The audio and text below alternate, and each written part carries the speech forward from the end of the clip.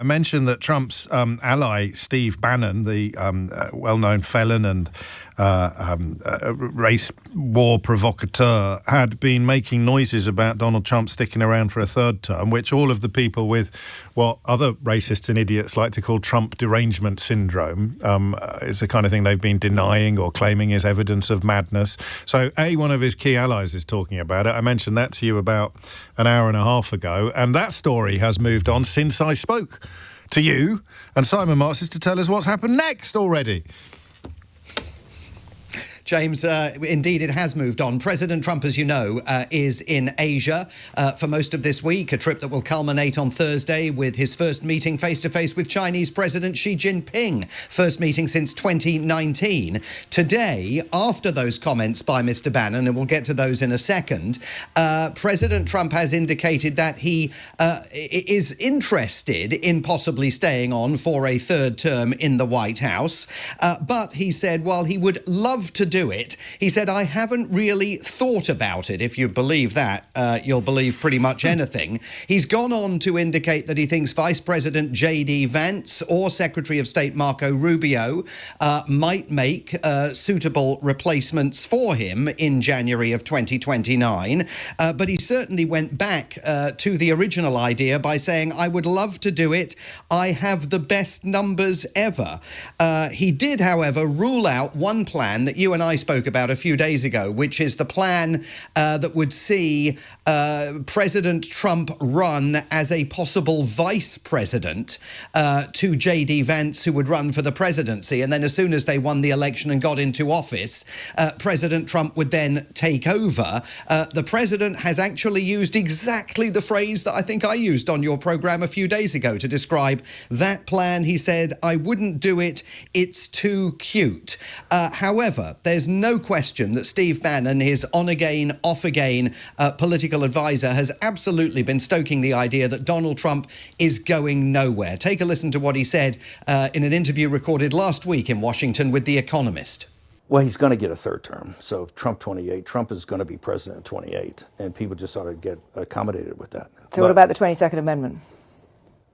There's many different alternatives. At the appropriate time, we'll lay out what the plan is. But there's a plan, and President Trump will be the president in 28. We had longer odds in 16 and longer odds in 24 than we got in 28. And President Trump will be the president of the United States, and the country needs him to be president of the United States. We have to finish what we started. And the way we finish it through Trump. Trump is a vehicle. I know this will drive you guys crazy, but he's a vehicle of divine providence. He's an instrument. A vehicle of divine providence. So there is a plan. It's a cunning one, and they'll reveal it in the fullness of time. Just to clarify, Bannon went to jail for his refusal to comply with a congressional subpoena related to a January the 6th Capitol riot investigation. He did not go to jail, but he did plead guilty to charges of defrauding people over plans to build a private scheme for a wall on the US-Mexico borders. I mean, who wouldn't treat him like a paragon of virtue and insight? But he has had, or possibly still does have, Trump's ear. And I think we realised some time ago you can't rule anything out. No, I think that's absolutely right. He is a convicted fraudster. I mean, he did plead guilty to those fraud charges. They didn't send him to jail. The guilty plea spared him jail. And it's an extraordinary interview, that one, because you see the two senior editors from The Economist sort of struggling through the course of that 40-minute encounter to find a coherent philosophical strategy on the part of a man who demonstrates over the course of that 40 minutes that he doesn't have one. But the one coherent strategy he's got is to make sure that President Donald Trump and his Make America Great Again movement essentially turn this country into a one-party state. So we can't tell at this point what the cunning plan is to keep Donald Trump in power past January of 2029. But in that interview, he is so focused on the idea of smashing his opponents, clearly, absolutely lining up four square behind Deputy White House Chief of Staff Stephen Miller's plan, to flood the streets of America with troops, that perhaps, and this has to be speculative because he didn't disclose it, perhaps the plan is indeed to foment some kind of violence on the streets and then claim a national public security emergency in a way of extending the president's term. It's interesting that at CPAC, the CPAC conference a few months ago, there was a lot of discussion at that conference about something that they refer to as presidential tenure reform, which means basically finding a way of overriding the Second Amendment to the Constitution that says 2 full terms as president and you're done. It's definitely something they are all thinking about. So if the amendment was a frog, it's been popped in the water, hasn't it? And the temperature is currently low, but rising.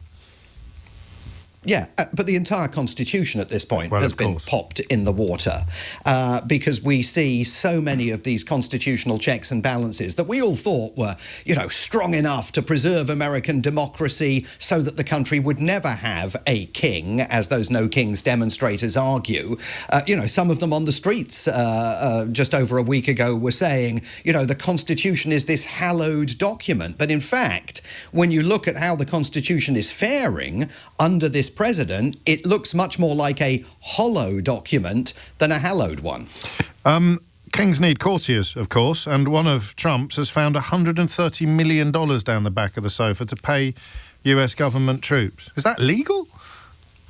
Well, there is a big question, James, about whether that is legal. This is a $130 million donation that President Trump disclosed last week had been handed over to him personally by a great patriot.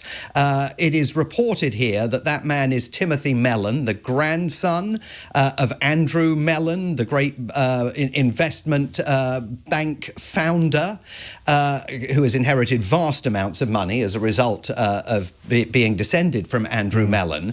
And the $130 million was apparently given to Donald Trump and specifically earmarked for paying America's troops during the government shutdown. Now, $130 million actually only gives you enough money to pay each active duty soldier $100, but, $100 is better than not getting $100. What is very unclear is whether this actually is legal. There is absolutely clear evidence that this breaches something called the Anti-Deficiency Act, which basically, sensibly, stops federal government agencies from taking money from anybody other than the United States Congress, because otherwise you could have all sorts of people flooding federal government departments with money to pay for specific projects, for example, that the wealthy people want to see enacted even though Congress might not. But as ever, whether any legal action follows to prevent the president from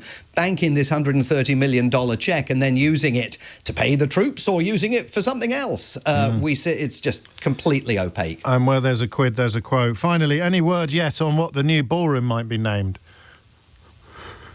Well, yeah, again, rather like the third term, he says he hasn't even thought about it. He hasn't even thought about a name. He did suggest last week that he didn't think he'd name it after himself. He thinks maybe it should just be called the Presidential Ballroom.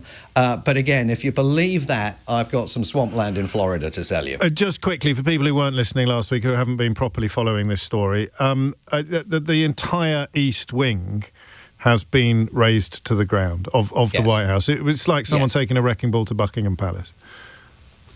Yes, it's like, as I was saying last week, it's like a prime minister, a populist prime minister coming to power in number 10 Downing Street, and a few months after he moves in, one morning suddenly diggers are spotted driving up Downing Street, and without any warning or any permission, they immediately start knocking down number 11. I mean, that's exactly what basically has occurred. About a third of the White House has now been razed to the ground to make way for this 90,000 square foot ballroom. The price tag has gone up again. Cool. We're now up to $350 million. We were at $250 million last week during my first interaction with you. By the second one on Friday, we were at $300 million. Now we appear to be at $350 million. And the sky's the limit, isn't it?